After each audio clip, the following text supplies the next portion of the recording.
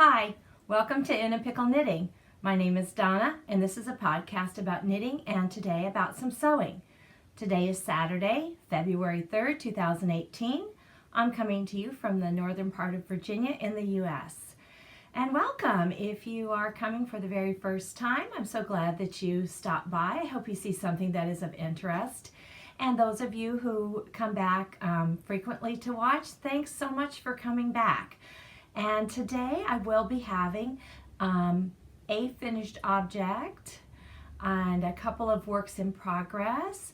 I also am going to talk about some sewing at the end, and we will of course have our fiber related literature book a little later on in the podcast. So let's get started.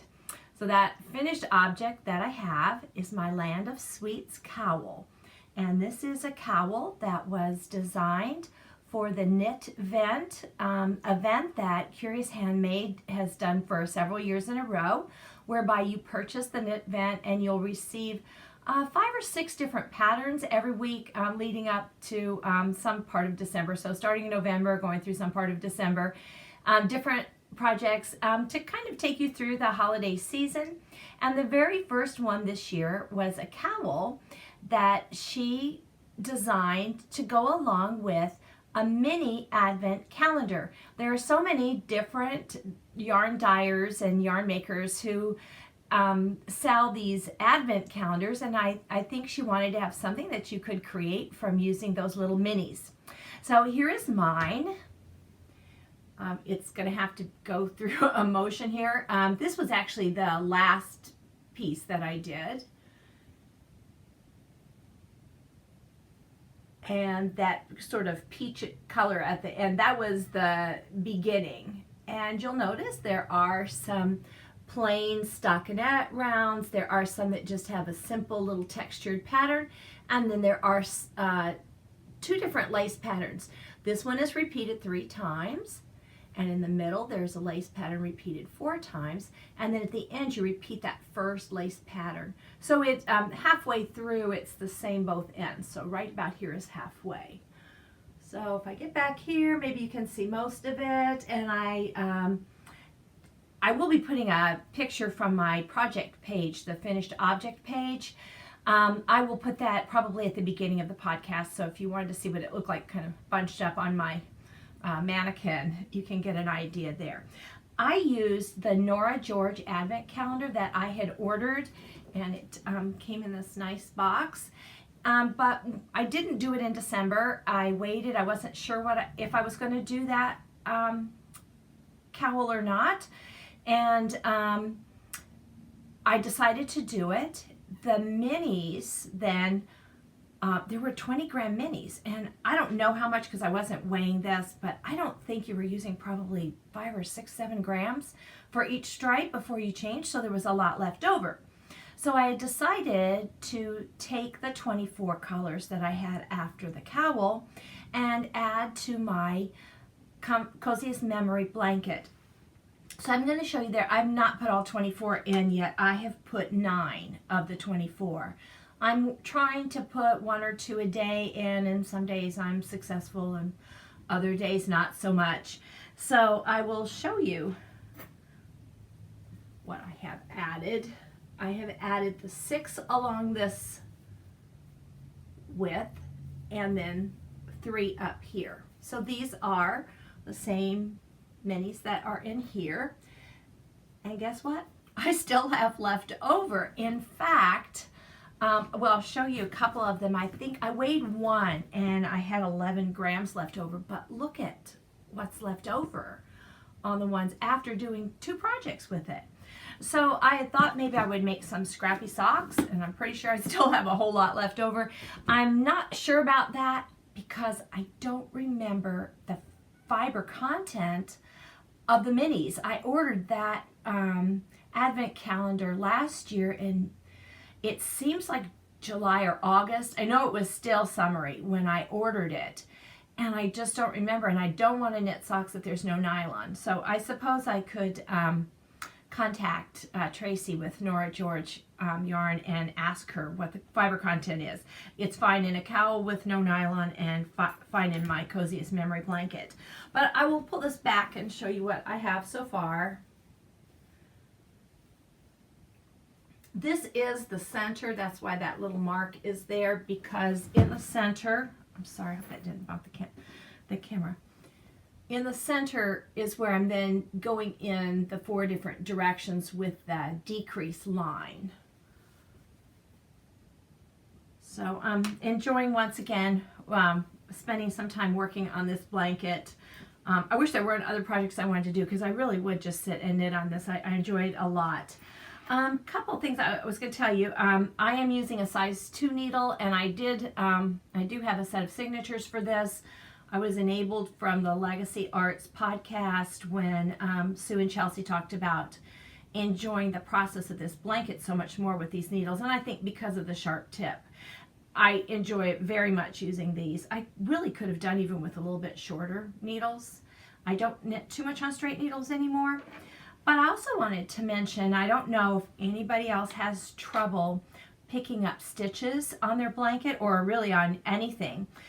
For me, I do sometimes have trouble on this blanket. The only time I have trouble is with the very first stitch that I'm going to pick up.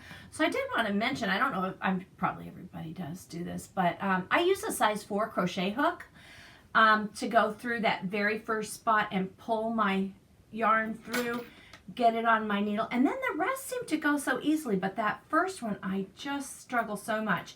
I have used a crochet hook to pick up all the stitches sometimes depending on what I'm stitching. I know when I first started making socks and I would pick up for the gusset, I needed to use a crochet hook every time. Now I can do it without, but that was really helpful for a long time on socks.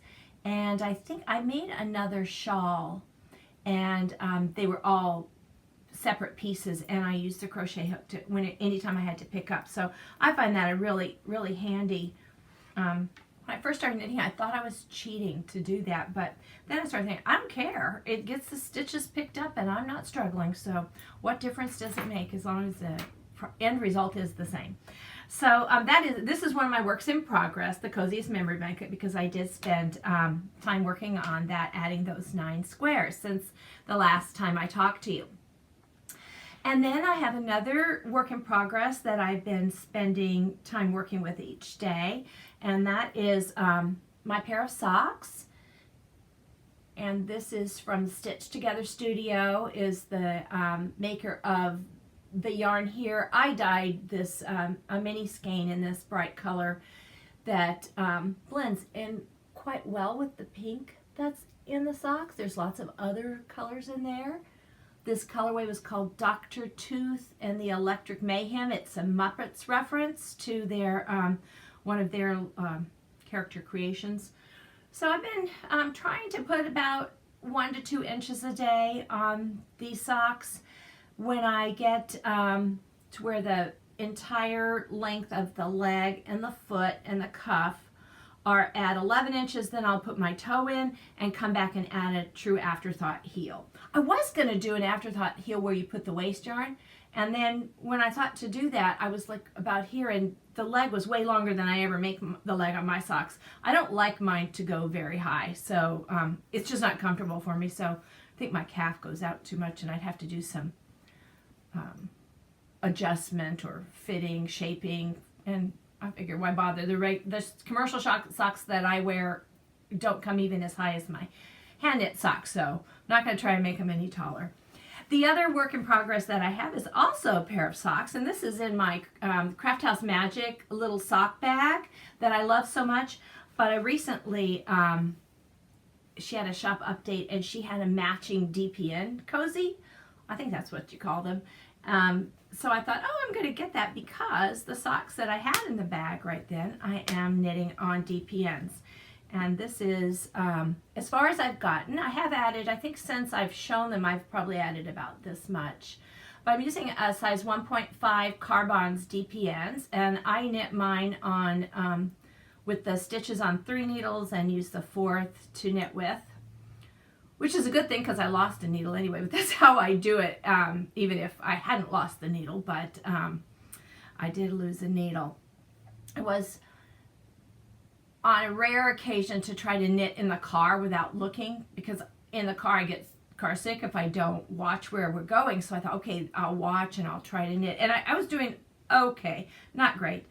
And when we stopped, I remember I do this when I knit with DPNs. I think it's because I do so much on magic loop that when you finish part of what you're doing on the needle, you just can drop the magic loop in because it's there, it's attached to that cord.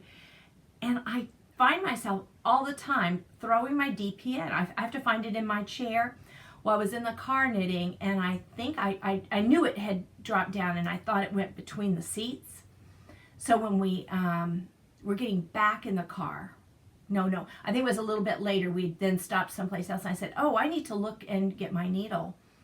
Well, I think in reality it was in my coat. It had fallen like in the folds of my coat, and when I got out, I think it must have fallen on the ground. So I'm short one, but it wasn't the extra because that's how many I use. That's a really long story. I'm sorry. Total rambling. I am knitting this this pair of socks from a sock blank from Andre Sue Knits, and the mini skein for the heels, toes, and cuffs are also hers. The sock blank itself is called Winter Birds, and the mini is called Merriment. So it's a 75-25 merino nylon blend, and you can see lots of green and then that pretty coral or peach color throughout, and then you can see it translated into the sock. And they look rough now, they look bumpy because of course the yarn that comes from the sock blank is kinked, but as soon as I block them, they'll be great, they'll be perfect. So I am working on those. This is my knitting that would be if I knew I was going to have to sit and wait someplace. I would always take, but I'm also taking this over in the morning when I go to get my grandson.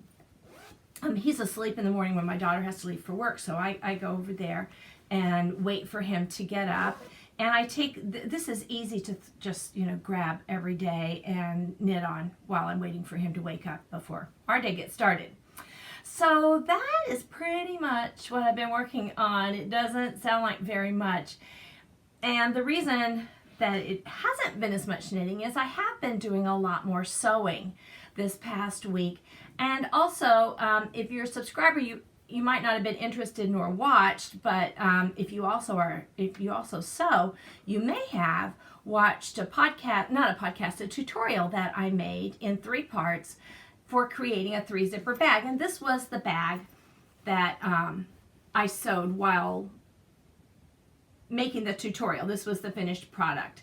And so that tutorial took, I'll talk about it at the very end because you may not be interested to hear, but I'll save it for the end. But the tutorial took quite a bit of my time, so that was absolutely negative knitting time. And then I've also been working on my grandson's quilt, and I did show that quite a while ago. Before he was born, I made him a crib quilt, and he's 2.5 now, so we know the day is coming soon when he's going to move out of the crib into his big boy bed. And I would really like to have this quilt finished before that bed ever comes around. I would like that to come with the bed, so when he has a new bed set up at his house, he can have brand new quilt on it as well. So I've been working hard on that. I'm not done with the quilt top yet, but I am going to talk about the process there. Even though I did talk about it a little bit on a previous podcast, I thought that I would go through the process of making the squares. So this morning I was making a few more squares. I decided the quilt should be 10 blocks wide and 12 blocks deep. But after doing some of the, I think I had about 4 of the columns of 12 sewn together, I pulled out another quilt I had made for a twin size bed, and I decided, you know what, it needs to be 13 blocks long. So once I get the whole thing done, I'm going to have to put up, the blocks are all going this way in columns. I'm going to have to add one across the bottom going this way. One, because when it goes on the bed, I do want it to go down and, you know, cover all of the mattress at the end and on both sides, because I know that's the way that my daughter would probably use it, like a shorter bedspread. And also, mattresses are getting so deep now that you never know if I don't make it wide enough and long enough that it will cover. So I decided it'd be better to just go ahead and add that. I am going to be putting 2 strips of fabric on either side, and I could do 3 if once I get those on. If I decide it still needs a little bit more, there'll be a binding on it that'll show somewhat, and then I can even add a 3rd color to the border. But I'm going to insert some pictures here so that you can see the what I had done. I had laid all the blocks out on the floor, and I took some pictures of it and then flipped the pictures to the black and white so that I could see where maybe too much darkness in an area, too much lightness, and then I could manipulate the quilt squares. And then when I finally decided, okay, I think that's okay, it's a very random pattern and I wanted it to be random. So I had to manipulate that randomness a little bit sometimes. And so I did the black and white, and that helped. And then I took a picture of it in case I lost any track of what was going on. So I want to also take you through that process of creating the squares. So I'll mention that the original quilt, the crib size quilt, had navy, lime, white, and aqua in the fabrics that I chose.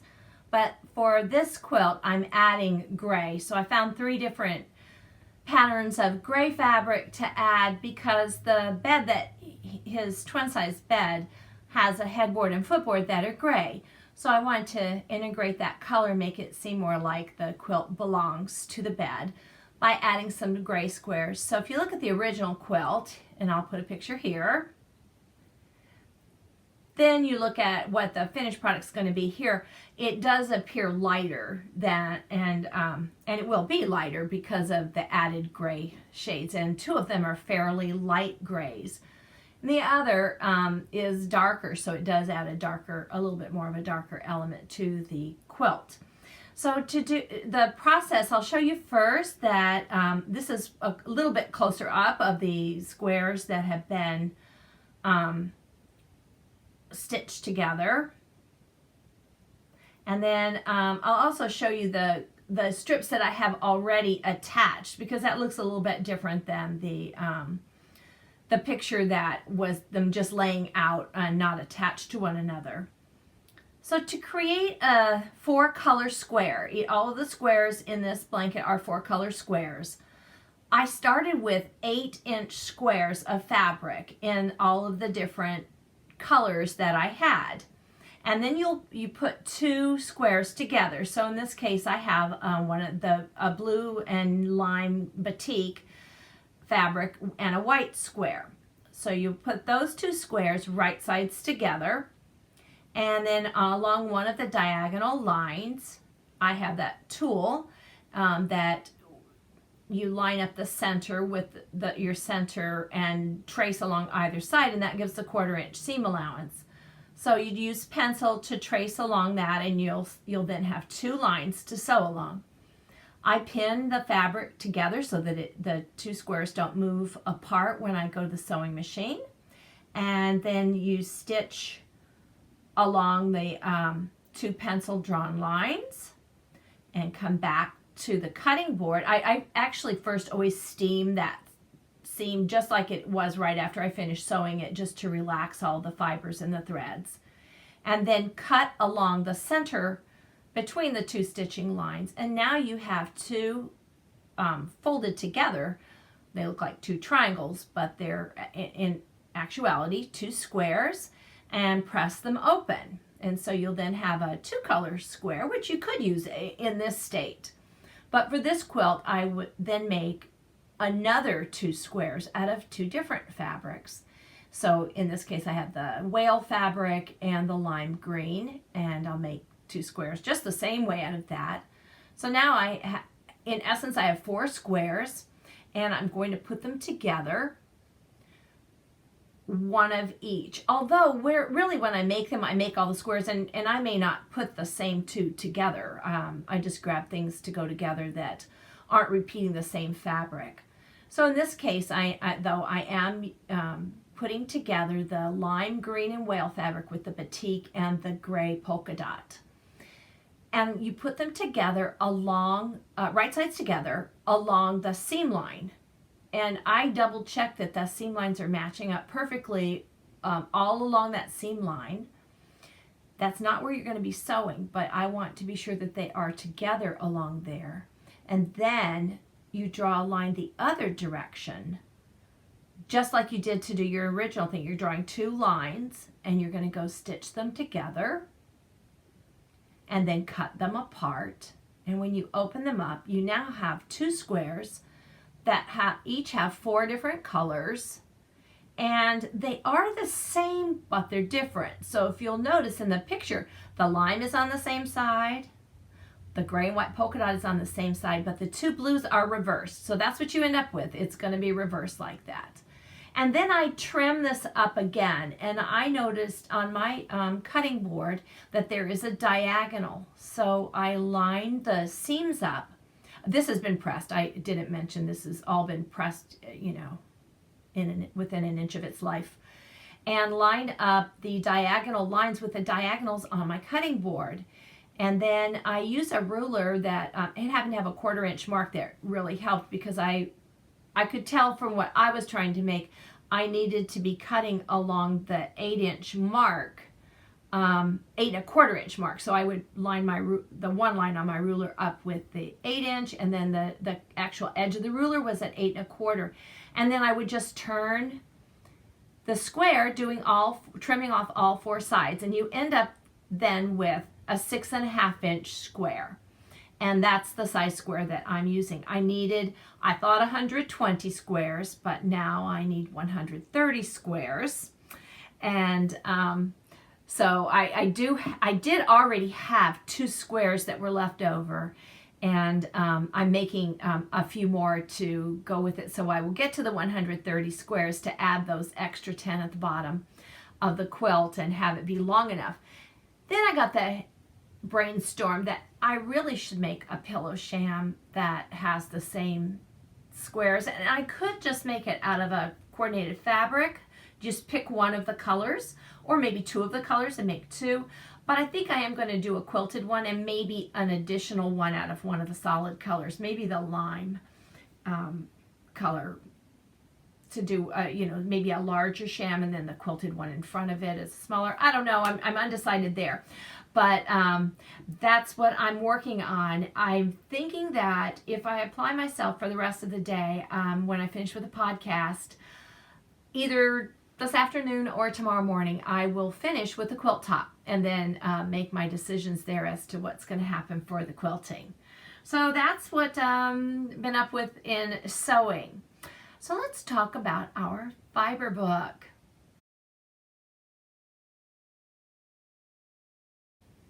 Our fiber-related book today is titled Woolbur, and it's written by Leslie Helikowski and illustrated by Lee Harper. And this is a story about a little sheep and his ma and his pa. And this little lamb is different than the others in their flock. Woolbur is comfortable in his own wool, and he likes doing things his own way. The story is adorable, and Ma and Pa really worry about Woolbur. And as they worry, they pull on their wool. And you see this happening throughout the story, and it's really rather clever how it's been illustrated. Grandpa tells them not to worry. Don't worry. But Woolbur is different. One of his first difficulties, let me show you his little first difficulty. There he is running in today. And the trouble was, he ran with the dogs instead of the sheep. And that's just not done. He does everything a little bit differently. And the illustrations are so cute. He doesn't want his wool to be sheared. And everything that happens when they say, but you know, you have to share your wool. You didn't share your wool. Isn't it great? Everything's great with Woolbur. Here he carded his own wool today on him. He said, no more tangles. So it's a story about someone who's different and parents who are very worried about him being very different from everyone else. But eventually, all of the things that he does, like weaving in his forelock, all of his friends start to do. So at the end, the parents are worried that they won't be able to find their son amongst all the others because everyone's doing the same sorts of things that Woolbur does. But Grandpa says, don't worry, because there he is then doing something different. So it's really a story about being different, but it goes, you know, it's related to Woolbur and his wool and all the different things that are done with sheep and wool for processing. He dyes his wool, you know, he's a little indie dyer out there. So I think if you have a young one, maybe up to second grade, and probably about, I'd say 4 or 5 up through maybe second grade, they might enjoy this story. So that's Woolbur.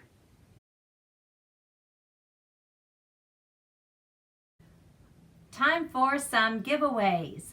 The first giveaway that I want to announce is for our sock along. The sock along is a continuous make along where there are prizes. What I do is once a month or every other podcast, right before I podcast, or as today, in the middle of podcasting, I will look at the finished objects thread and whatever that last sock that was entered, I will put that as our ending number, and the beginning number is the one that came after the last time I did a drawing. So today that number range is 192 through 261, and the random number generator chose number 230, and that is Nicole S. And she knit a beautiful pair of socks. You can see right here. They're the green, and look at that beautiful design with those, I imagine they're traveling twisted stitches, I think, but that's just a beautiful pattern. So Nicole, if you will get hold of me through a private message on Ravelry and tell me 2 things, your mailing information so that I can send your package, and which sock yarn you would like to receive. There's this skein, this is by Lang. It's a Jawol, and it is a 75-25 if I remember correctly. Yes, 75-25, and it has a dark gray background, but these blips of color with a bright green and some lighter blues and a teal blue. And in the center of these balls is always this little reinforcing nylon thread that you can add to your knitting when you're doing, say, wherever you wear on your socks, the bottom of the foot or the heel, the toe, and you can knit with the yarn and that as you're knitting that spot for extra reinforcement. Or I have 2 skeins, because these are 50 grams skeins and each one makes a sock, not a pair of socks. This is Bergeret de France, and it's the Emperor Gris. So which one would you like, Nicole S? Let me know, and that's private message through Ravelry. So that's our sock along. We'll do one not the next time I podcast, but the time after that, and we will start with number 262. So it doesn't matter when you start your socks or when you finish them. When you finish them, put them in the finished objects thread, and the next time that I pull, yours will be one of the ones that's up for consideration. So that's our giveaway for today. And I also want to put out a new giveaway, and that is for 1,500 subscribers. I was thinking that, looking at the numbers, I was thinking that this would be something that I would be adding after the podcast when I saw it happen, but it's already happened. And so we'll go ahead and just do that giveaway. I think there's been a large number of new subscribers, which is, of course, so very exciting. But I think a lot of those may have been from the sewing tutorial, because it just seems since I uploaded that and today that the numbers have gone up way more than in the past. So somehow the podcast, that tutorial got out there. I suppose if you had searched Project Bag, it may have come up, and perhaps that's why so many people saw it. But I think we had to have had a lot of people outside of our In a Pickle Knitting group to see that. So I was very surprised by that. I just thought the people who subscribe would see that, but somehow or other it got out there to people who hadn't already been part of our knitting podcast group. So thank you if you subscribed. I appreciate it. And so I do want to have a giveaway, and I thought, well, the perfect thing to give away would be this finished project bag that I used as a model on my tutorial. So this is a 3-zipper bag. If you didn't watch that, it does have a little blingy thing that says reality has limits, imagination is boundless. It is, of course, like I showed on that tutorial, but for those who didn't watch it, 3 zippers. It has a white lining inside the front pocket, and it just has a little matching tassel on the top zipper, and the lining on the inside is the same as the contrast on the outside. It does have a pocket inside with a white lining as well, a detachable handle, and you know, I've done this before, and I have some bags that actually came like this, but I did not mention it on the tutorial. And then someone else who made a bag mentioned that's what she did, and I thought, well, I just should have said that was also something you could have done, is that you can put the handle on your zipper instead and use it as a zipper pull. So if you're sewing, you don't have to even add this, and you still have a handle. So this will be our prize, and to be eligible for this prize, go over to the Ravelry group. And you know what? I'm going to rethink that right here on the spot. A lot of sewers aren't going to be part of Ravelry. I assume most knitters, or lots and lots of knitters, are already in Ravelry, but if you're just a sewer, you're probably not. So I hope this will work all right. I don't know how to do it, but I'll figure it out. Let's do it from comments underneath the YouTube video. So underneath here, if you're interested in receiving this bag as a giveaway, and this will be the 1,500 subscriber giveaway, down below, if in the comment section you will leave a comment, and I would like for you to respond to the prompt. Tell me the title of your favorite book that has a twist. Now, if you're not a person who reads books that ever have a twist, you can substitute with your favorite book. It doesn't have to be an adult book. It can be a children's book. Remember, I'm a library media specialist from an elementary school, so I'm fine with children's literature. But I'm going to tell you my 2 favorite books with a twist, because I love books that surprise me. I read lots and lots of mysteries, and I like being surprised. Not every book that's not a mystery. There are books that are not mysteries that have a plot twist that can be quite surprising.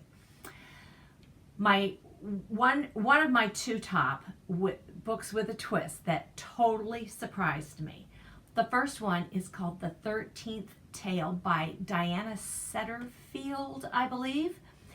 And I won't tell you anything about it. It's a novel, and there's a surprise to it, and that surprise took me, I almost wanted to reread the book because the surprise had me bewildered. And the second one is the book Atonement by Ian, and I don't know how to say the last name, McEwen. I have a picture of the book here. Let me see if I can get it, if my phone will open. Here's the cover of the book. I don't know how to say that name. McEwen? I'm not sure. So Atonement, and that book totally took me by surprise. So I love a book with a twist. I love it when something happens that I wasn't expecting. You know, it happens in books and movies, but those 2 books really surprised me. So if you have a favorite book, because I'd love to find another book that has a terrific twist to it. So if you have a favorite book with a twist, otherwise a favorite book, or just say I want to win and I don't read. I don't have any books to mention. So that'll be fine. That will be your entry. So please don't make any other comments down in the comment section unless you're interested in receiving this as a giveaway, and I will do that on the very next podcast. Okay, so that's a giveaway, and oh, two more things I wanted to talk about. The first is a make-along. That is, I've already opened a chatter thread over in the Ravelry group. I am going to open a finished object thread. We already have finished objects that need to be put over there, and that is going to also be something with a giveaway. But I'm not 100% decided on what the prize will be. I had wanted it to be, because it's sewing, I had wanted it to be something related to sewing, and I thought, oh, I'll do a Craftsy gift card, because Craftsy sells so many notions, and they sell fabric and all sorts of stuff, and I thought that might be one way I could do it, and I believe they work internationally as well as the US, I'm not positive, but I went on their site and they don't actually have a gift certificate per se. And I thought, well, I don't want to make it a Ravelry knitting project. So here's what my thought was, and I might change it by the next time we come around. I'll let you know. My thought was to make a kit for making the bag that I show you how to make on the tutorial. So in other words, I would put together 3 zippers and maybe a little embellishment and zipper pulls and the fiber fill, the interfacing, and the amount of fabric that you need, and the toggle, whatever you call this little thing here. All the materials. You would need, maybe I'll even throw in thread, I don't know. You would need, of course, your scissors and cutting boards and ironing board and sewing machine and stuff like that. But I thought a kit, the more I think about it, the more I think that is going to be what the prize will be, is a kit. And I will put together a couple of kits to let you choose from. So that'll be the prize for the 3 project bag, the make along to make your own 3 project bag will be to get a kit to make another one. Okay, so hopefully that's settled in my brain and I don't forget. And if I do, I hope you'll remind me. So the ending part is going to be about my word of the year, which is gratitude or being grateful. And I have 2 things to be that I want to talk about being grateful for today. The first is gratitude for my eyesight. And I'm always grateful for my eyesight, even though in the last 5 years or 7 years, it's gone down significantly, and I can't believe how many years I had such perfect vision. And not that I wasn't grateful for it, I always knew to be grateful for my eyesight. I didn't think about it, wasn't appreciative of it every day. And it's not because my eyesight's failing now that I'm feeling grateful today, but I was reading on Instagram today that the person behind the Happy Scrappy Life has had lost the sight in one of her eyes, and she was asking for your prayers.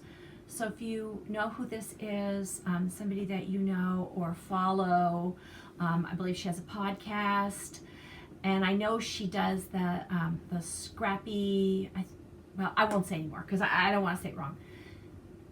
If you will today be grateful for your own eyesight and offer up a prayer for those who are losing their sight or who've never had sight, because it is just the most precious of senses. So I'm grateful today for my eyesight, and I'm also grateful for all of those of you who purchased from my Etsy shop update last time. Everything went really fast, and I've heard from most people that they received their packages, so I'm also grateful that the Postal Service worked really quickly. And I so very much appreciate those of you who were interested in purchasing something from the Etsy shop. If you haven't heard me say before, it's not something I ever plan to do, and it's not something that I'm going to do often, because it's just not what I'm about now. I'm retired and I want to craft and make, but occasionally I get inspired and I get enthused. I'm a person who gets very easily enthused, and I've done a lot of things in my life kind of obsessively regarding crafting, and so sometimes that hits me and I just feel like sharing and doing it. But I did get a couple comments from people that, they keep going to the shop and there's nothing there, and I'm sorry, but I'm not, this is not my livelihood in any way. In fact, I'd be hard pressed to see if I even make a profit, because just materials and lots of things that I buy to make things and then don't fully utilize everything. I don't know. It's just more something I'm doing because it's fun, and I won't do it if it's not fun, and I won't do it if I'm not inspired to do it. So I'm sorry that if you were disappointed. I really am. I've experienced that same thing from makers who are more trying to do it as a livelihood sort of thing. There's a huge audience out there today with all of our internet communications, and so the audience for purchasing things can be bigger than a individual or small group can keep up with. So I understand that a lot, and I really apologize, but I'm not going to ever be someone who keeps a lot of stuff in the shop and who does a lot for it. It's just, I'm sorry, it's not where I am today. So, but I am grateful for all of you who were interested, and I'm grateful for anyone who was interested, whether you were able to purchase something or not. And I'm sorry if you couldn't get anything and you wanted it.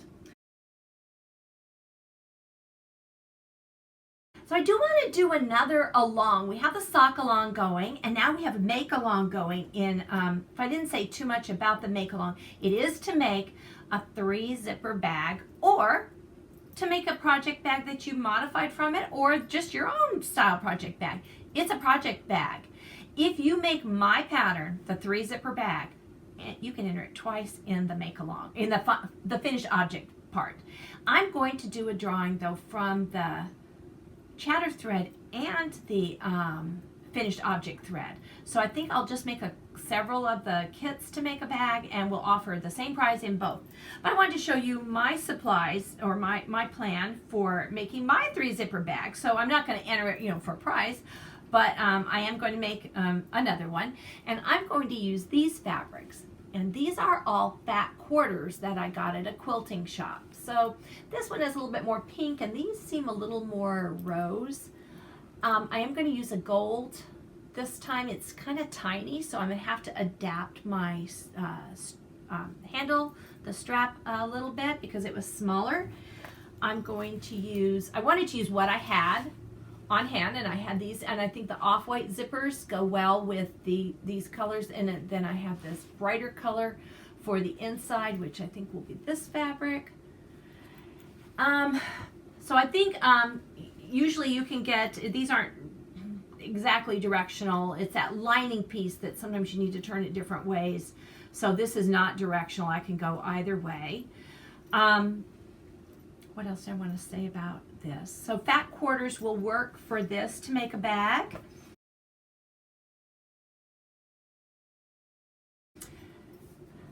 I wanted to say a couple things about the tutorial.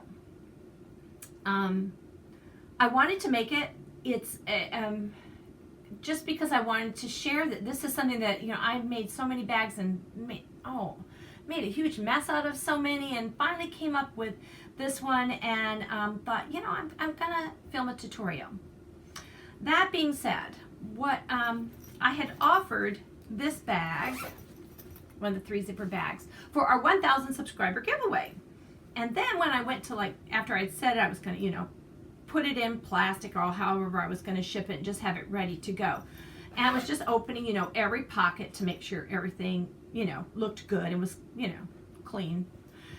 And I noticed this was a bag. You'll see here where the fabric didn't come all the way to the bottom, and you can see interfacing. And I went, oh, I totally forgot, because, I make bags and I don't really use them. So they just sit in the closet. And I had seen this one. I liked this one. It was one of the first, I've got my sock project in here, that I ever put the yarn guides in. And so I thought, oh, this will be a good prize. Well, when I saw that, I thought, oh, I've got to make the bag again. I cannot give that as a prize when the inside of the pocket isn't right. So I went over and got some more fabric. No problem with the fabric. I was pretty sure I was going to be able to still get some of the fabric. So I thought, okay, this will be my model, because nobody needs to see the back of that pocket in there as a model, and I will make this bag again, and then I'll have a good one to send off as the prize. So I filmed, and I wasn't quite done. I wasn't on the finishing part, but I was finished for the day, and I thought, okay, let me look and make sure the filming looks okay.